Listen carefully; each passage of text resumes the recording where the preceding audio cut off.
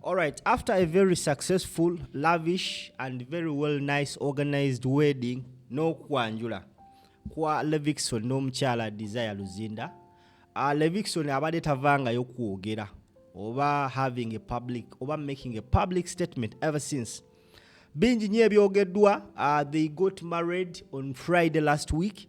This whole past week, okuva Saturday, Sunday, Monday, Tuesday, Wednesday, of course the whole week, the entire week. Banji buli omu abadde alina ensonga ze, abadde alina byayogerako, abadde alina byayisawo, ba ex ne bavaayo ne bakasuka amajambiya, naye nga omuleevi ali quiet. Now yesterday Levikson appeared in public for the first time ever since they got married. And of course he had to say something at a certain hangout. He had to perform. Era wakati wa performance ye Levikson yakutta akazindaalo n'abaako ebigambo ebitono byayogera. Mu bino yaweereza n'abo abadde bamwogerera obubaka. Njagala ate olabe ekyabadde yo nga Levikson performinga at a certain hangout. Verse Strange 256 entertainment news on the go. Please make sure you subscribe, tap the bell, and of course share the video to each and every person. Levikson performing at a certain hangout. Muno babako kyatuseeko mu celebrating amazima genyine bw'oliyagala okulwanisa muno ng'akaseera ko tekanabatuuka tolibeera ekyo kyogenda kubeera. Katonda ffenna yatutonda mu kifaananyi kye, tatondangako feeriya mu kifaananyi kye. Buli muntu aliwo anajja kuwangula.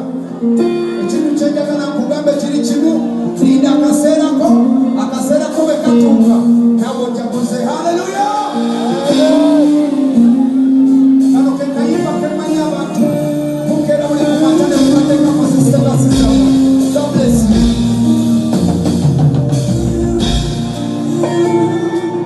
Blessings come for me. Blessings follow me. Blessings everywhere.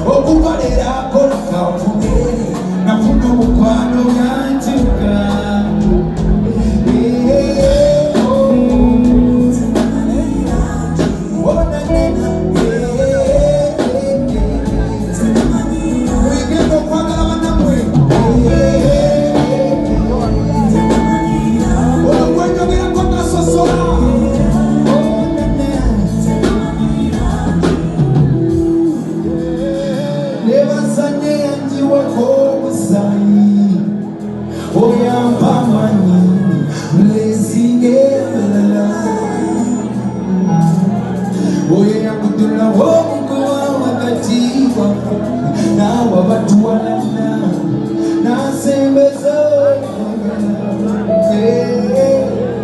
nebasanya banyambako ku lugendo zizezeka ngandine bandogo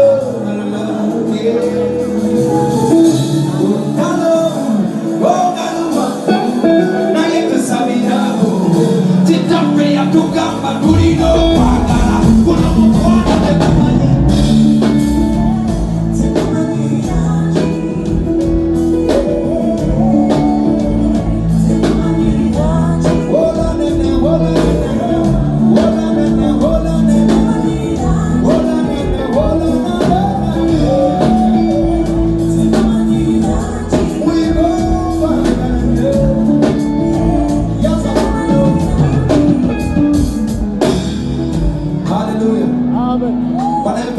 okweyagala muno babako kyatuseeko mu celebrating amazima genyini bwoliyagala okulwanisa muno ng'akaseerako tekanabatuuka tolibeera ekyo kyogenda kubeera.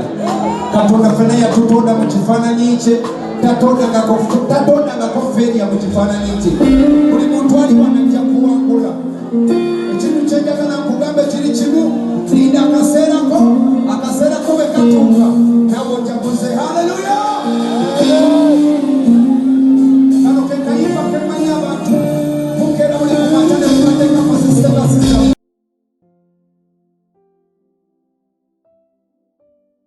All right, that was Levickson, ladies and gentlemen, performing his first performance okuva lwe yanjula atenera lwe yawasa mukyala we Desire Luzinda. Akayimba kabaddemu message, I believe mwenna buli omu message emufiitinze, buli omu emutuuse according to how he performed. It was a very lengthy performance. However, tusazeeko just that clip for time. Thank you so much for watching, ladies and gentlemen. Make sure you endeavor to subscribe, tap the bell, and of course, don't forget to share the video to each and every person. Simple MC is my name. Omukutu Verse Strange 256.